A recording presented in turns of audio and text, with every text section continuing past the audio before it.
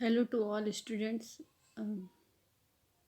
First year में जो हमारा थर्ड पेपर है उसकी फर्स्ट यूनिट में एक छोटा सा टॉपिक है टाइप ऑफ फॉसिल्स। जब आप टेरिडोफाइट्स पढ़ते हैं तो उसमें टाइप्स ऑफ फॉसिल्स है और उसके साथ फॉसिलाइजेशन कैसे होता है, जीवाश्मी भवन या करण या किस प्रकार से फॉसिल्स बनते हैं और फॉसिल्स जो हैं वो किस किस टाइप से निर्मित होते हैं।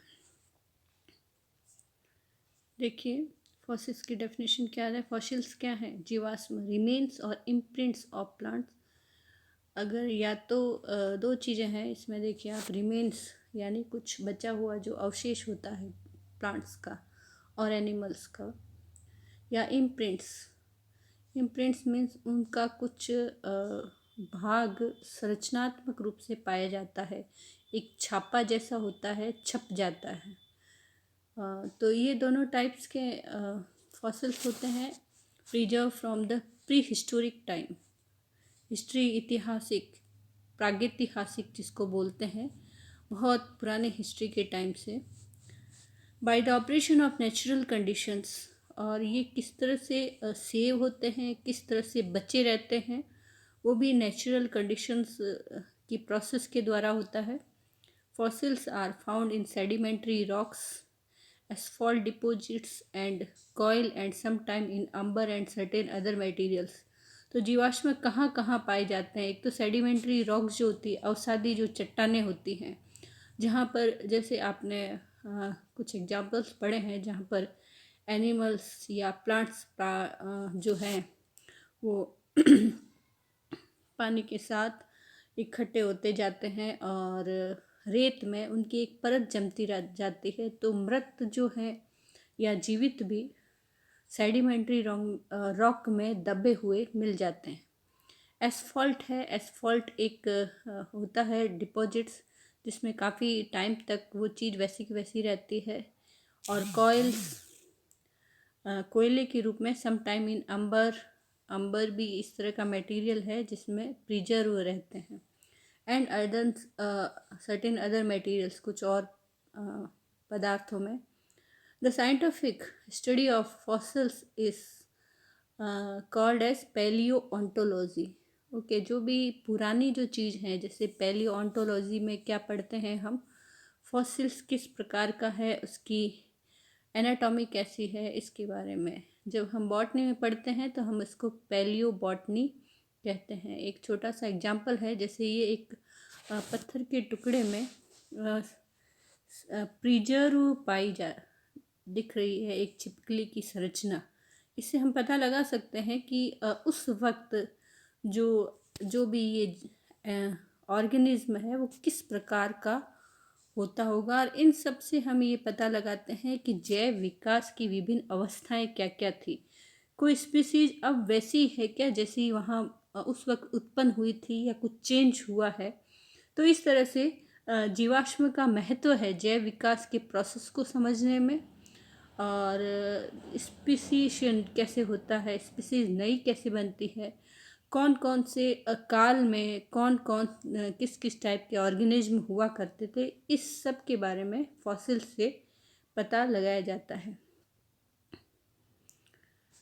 Fossils have broadly classified into 3 types on the basis of their formation. Okay, तो 3 प्रकार से है। एक तो है एक्चुअल रिमेन्स, उनके वास्तव में जो भाग हैं बॉडी के वो बचे रह जाते हैं, सेम एज इट इज़। जैसे कोई कठोर भाग हो, जैसे दांत हो या कोई हड्डी हो, इस तरह की चीज़ें नष्ट नहीं हुआ करती है, तो वो उसके एक्चुअल सीमेंट्स हैं। उसके बाद है इम्प्रिंट्स। इम्प्रिंट्स मीन्स उनकी बॉडी का स्ट्रक्चर का वो जैसे खोल होता है, उस जगह एकदम खाली हो जाता है और संरचनात्मक रूप में छपा हुआ दिखाई देता है। ओके, और तीसरा है पेट्रिफिकेशन। पेट्रिफिकेशन का अर्थ है कि जहाँ उनकी बॉडी थी वहाँ कुछ और डिपॉजिट हो गया है।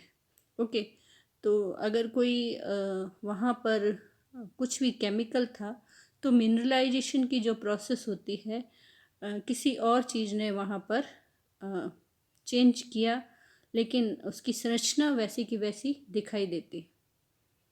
एक्चुअल रिमेन्स में क्या है, जैसे कुछ चीज़ जो है वो ऐसे केमिकल में दबे रह जाते हैं जहाँ उसकी संरचना नष्ट नहीं होती, जैसे बोन्स हैं, टिथ है, सेल्स जो होती हैं मॉलस्कास वगैरह की। अंबर अंबर एक लिक्विड होता है जिसके अंदर जैसे कांच जैसा, ग्लास जैसा द्रव, तो उसमें जैसा अगर कोई जानवर या कोई चीज़ उसमें रह जाती है, जैसे इसमें एक मक्खी दिखाई दे रही है, वो पैक हो गई है इसमें, एज इट इज़, कुछ उसका ख़राब नहीं होता है।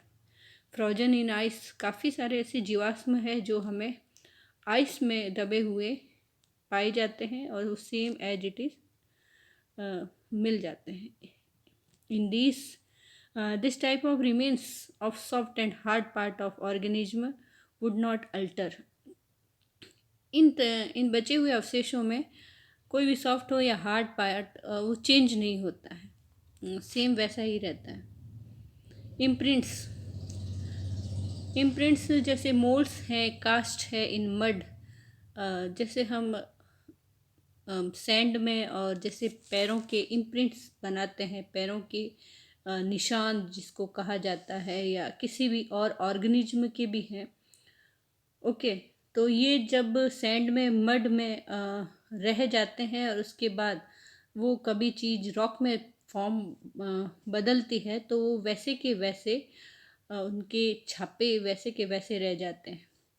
Imprints fossils are formed from an organism moving in same way, leaving behind a trace or track। जैसे हम इम्प्रिंट्स के आधार पर कभी कभी पुराने टाइम में जैसे पता लगाया जाता था कौन सा जानवर किस साइड गया है पैरों के निशान से, या किसी इसी तरह से हम पता लगाते थे। तो ये एक चीज़ है, ये जो उनकी बॉडी की जो फॉर्मेशन है जगह जगह पर, वो सेम वैसा का वैसा रह जाता है। तो ये भी कभी कभी हमें रॉक में मिल जाते हैं। These tracks are preserved when the clay silt dried slowly and is covered by other sediments।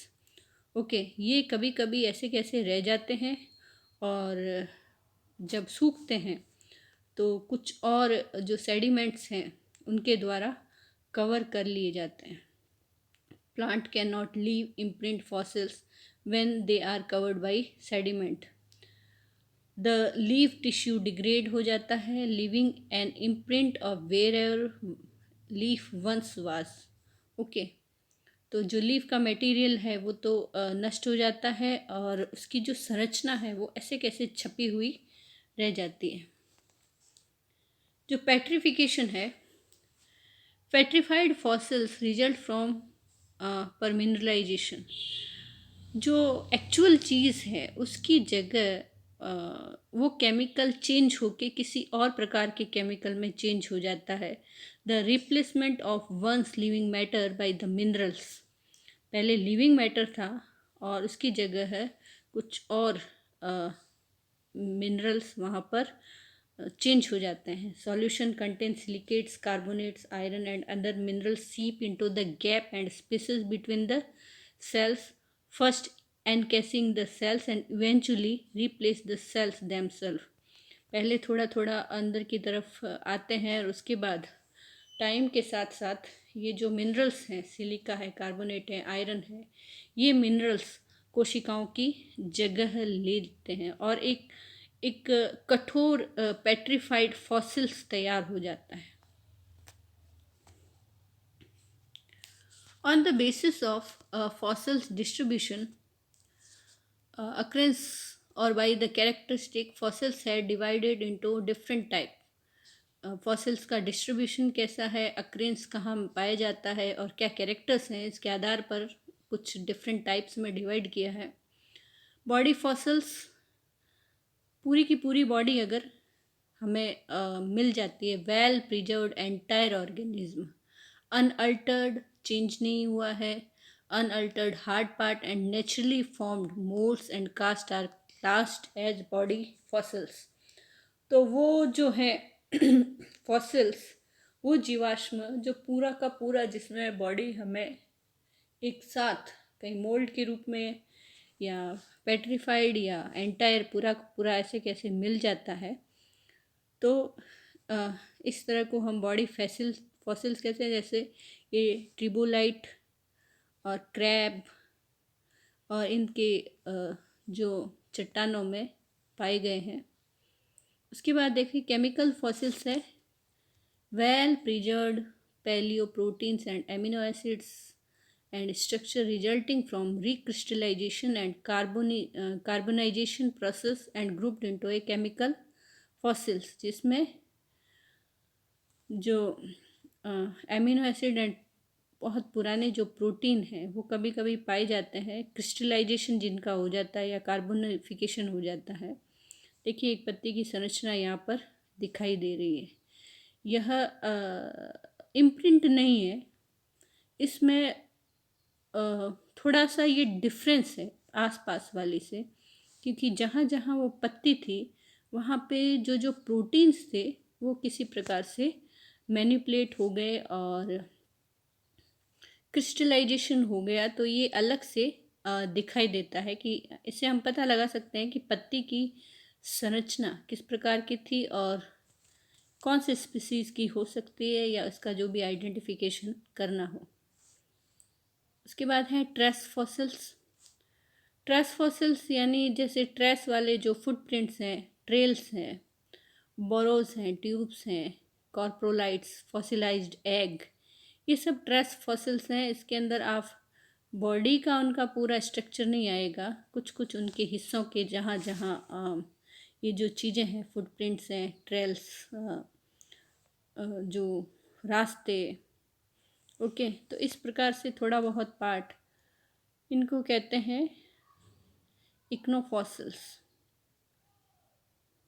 Okay, derived fossils whose original home was in some colder bed and whose worn and round surface and perhaps different means of preservation or content of matrix distinguish them from the contemporaneous fossils with which may be mixed or termed as derived fossils or reworked fossils। कुछ ऐसे fossils हैं जो match नहीं खाते हैं पुराने fossils के साथ, और उनका जो प्रिजर्वेशन का जो तरीका है वो बदल जाता है और वो उनको चेंज कर देता है कि उस वक्त के कैसे फॉसिल्स से थोड़ा सा चेंज भी हो जाते हैं फॉसिल्स। ओके, तो इससे हम एक्चुअल फॉसिल्स का अंदाज़ा नहीं लगा सकते। समय के साथ उनकी संरचना बदल जाती है, उनका स्ट्रक्चर चेंज हो जाती है। उसके बाद लिविंग फॉसिल्स हैं। फॉसिल्स जो हमें फॉसिल्स के रूप में भी पाए जाते हैं और वो ऑर्गेनिज्म आज भी वैसे ही मौजूद हैं without any change. Fossils which range from ancient time up to the present day. Okay, ये काफ़ी बार ऐसे क्वेश्चन पूछे जाते हैं, जैसे बॉटनी में जो हमने राइनिया पढ़ा है वो फॉसिल्स है राइनिया, लेकिन कुछ ऐसे हैं जैसे साइलोटम है वो लिविंग फॉसिल्स कहलाते हैं। आप जिम्नोस्पर्म में पढ़ेंगे गिंको बाइलोबा, वो लिविंग फॉसिल्स है। इक्विसिटम जो है वो वैसा का वैसा ही है। ओके, तो ये लिविंग फॉसिल्स यानी ये अभी भी उत्पन्न होते हैं, ग्रो हैं, मतलब स्पीसीज अभी भी पाई जाती है, लेकिन ये जैसे सबसे पहले बने थे बिल्कुल अभी भी वैसे ही हैं। इनके पुराने जो जीवाश्म से हम जब कंपेयर करते हैं तब वो सेम कैरेक्टर्स हैं। ओके, तो इनको कहते हैं living fossils. Remain fossils, organic material which have been rolled and braided accumulating over a considerable period before their depositions are termed as remain fossils। कुछ fossils के भाग हैं, ओके, जो वक्त के साथ साथ जगह जगह अलग अलग से कलेक्ट किए जाते हैं अलग अलग टाइम पीरियड से, और फिर उनको इकट्ठा करके किसी एक स्ट्रक्चर में डालने की कोशिश की जाती है।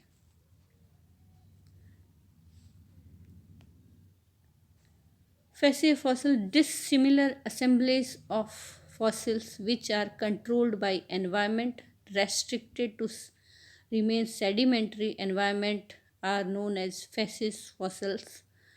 मतलब ये है कि डिसिमिलर असेंबलीज, एक ही रॉक में अगर डिफरेंट डिफरेंट टाइप के फॉसिल्स पाए जाते हैं controlled by environment and rest, एक जगह इकट्ठे हो जाते हैं किसी सेडिमेंट्री एनवायरनमेंट में, तो इस तरह के फॉसिल्स को कहा जाता है। Pseudo fossils, certain structure of sedimentary and tectonic origin which resemble fossilized organic remains are termed as pseudofossils। जैसे कुछ सर्टेन कैरेक्टर्स हैं, ऐसा महसूस होता है कि ये किसी प्लांट के या किसी ऑर्गेनिज्म के अवशेष हैं, लेकिन अवशेष होते नहीं हैं, किसी और वजह से उनकी संरचना हमें इस प्रकार की दिखाई देती है कि ये किसी फॉसिल्स की स्ट्रक्चर हो। ओके, तो यूज़ ऑफ फॉसिल्स क्या है? Study of stratigraphy, it is concern with the age of strata and their time relation. तो किसी भी जो स्ट्रेटा होता है, एक ज़मीन के जो प्लांट भाग होता है या किसी रॉक की, अगर हमें एज पता करनी हो, ओके, टाइम रिलेशन के साथ, उसमें काम आता है bio stratigraphy. Fossils content of beds were use and interpreting the historical sequence. हमें किसी स्पीसीज़ की जैव विकास के प्रक्रम का अंदाज़ा लगाना हो। इंडेक्स फॉसिल्स और कोरिलेशन ऑफ रॉक्स, कुछ ऐसे एनिमल्स और प्लांट्स हैं जो एक पर्टिकुलर टाइम फ्रेम में पाए जाते हैं।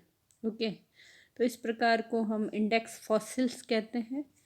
और उससे हम जैसे ही वो जीवाश्म मिलता है, हमें पता लग जाता है कि इस जो भाग है जहाँ वो पाया गया है उसकी एज क्या होगी। तो ये कुछ डिफरेंट टाइप के फॉसिल्स हैं, ये आपका क्वेश्चन है और बार बार आता है। तो आप इसके बाद इसका फॉसिलाइजेशन का प्रोसेस है, वो हम नेक्स्ट वीडियो में देखते हैं।